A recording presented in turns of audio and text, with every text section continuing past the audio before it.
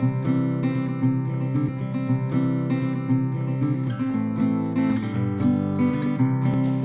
up, everybody?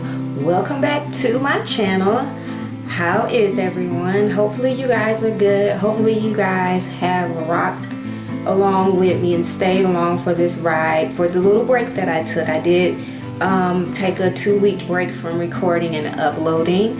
I was preparing for a wedding, a great friend of mine, and so I had a lot of preparation to do. The wedding was out of town, so that was taking a little time to get myself together and prepare for the holidays. And coming back, I just needed to rest from all that traveling, and so now I am back.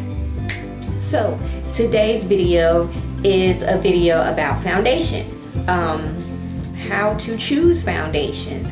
So this may be a multi-part video. I may not be able to squeeze everything into one video because I'm working on keeping my videos from being extremely long. So I may chop this up into 2 parts like I did my MAC video. So only time will tell. I can't say right now because I don't know how long this video is actually going to turn out to be. That's usually a factor I'll make once I sit down and start the editing process. So without further ado, let's get started. So first off, I just want to share this information with you guys because it may be helpful to some, and to some people may already know all the information that I'm going to share in this video, but I just decided to share it because it would have been very helpful if I had known this years ago.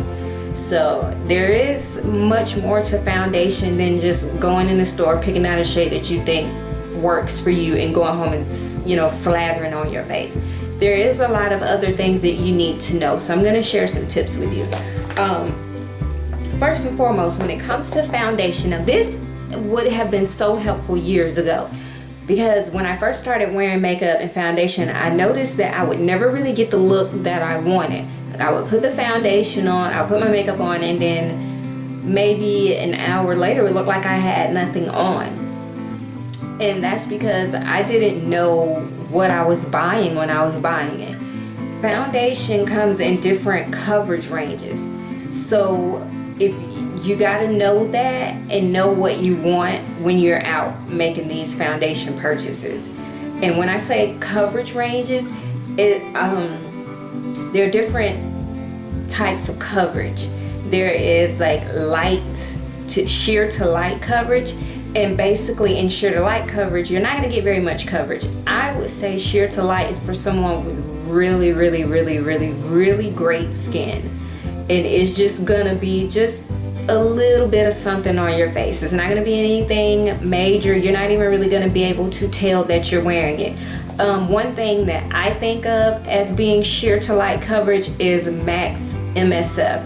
Their mineralized skin finishes, especially the mineralized skin finishes in natural. To me, those are sheer to light coverage. It just gives you a little bit of a little subtle something to your face. It's not going to cover any blemishes, any scars, any imperfections, any discoloration. It's not going to cover any of that.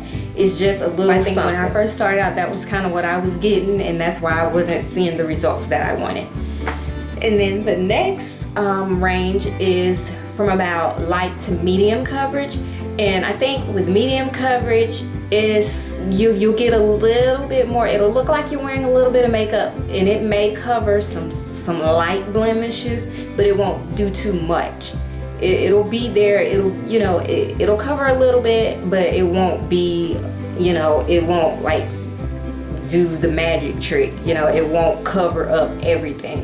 It gives a little bit more coverage, and it'll probably be a little bit more visible that you're wearing makeup. And then there's full coverage. Full coverage for the most part will cover some blemishes, scars, discoloration, depending on how dark or how visible the scars or blemishes or discoloration.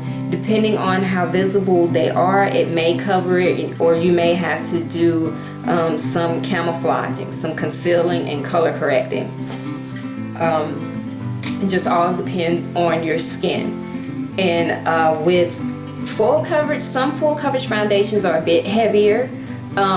Some like to sheer, or some sheer to medium coverage foundations. Some of them can be buildable.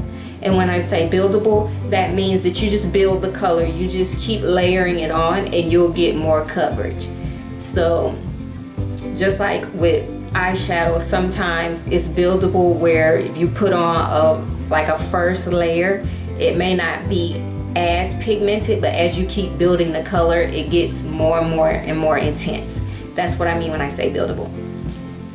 So you just kind of have to know what it is that you're looking for, so that way when you do go into the store, you know what you want and you know what you're looking for. So that way, whatever purchase you make, you'll walk away being more satisfied with the finished product. You just gotta educate yourself. So next, when buying foundation, you want to know what skin type you have. You want to know if you have dry skin or oily skin, or a combination of both. Me, I do have a bit of a combination of both, but the majority is oily. The majority of my face is oily. From about here up is oily, like literally oily. Like there are points in the day when I could just rub my finger down my nose or across my forehead, or even up on the high part of my cheeks, and I could see oil residue on my fingers. That is so disgusting. So I consider that to be, whenever I'm looking for some type of facial product, I'm always looking for something that's for oily skin, because it will help, because it's supposed to help combat the natural oils that my skin produces. My skin tends to produce. Now from here down, from time to time, I get dry. I may dry out around the creases of my mouth and around here, and in the creases of my nose right here, my nostrils. It does tend to flake up right there.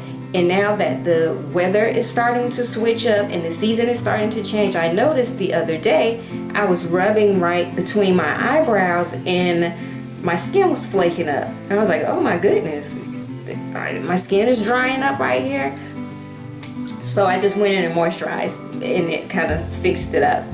But yeah, I do have a bit of combination skin, but because the part of my skin, because the oily part of my skin kind of takes over, I always look for products that are meant for oily skin, because whatever it is, it's supposed to help combat the natural oils that my skin have.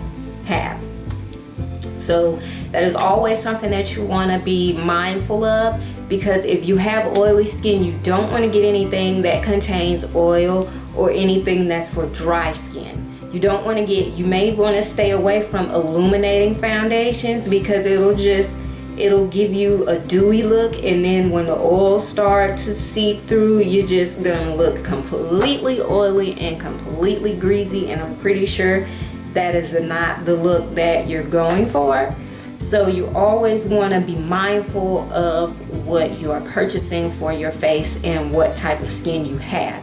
And if you do have dry skin, you don't want to get anything for oily skin, because it's going to try and matte your face and dry your face out even more so than it already is, and that can't be good for your face.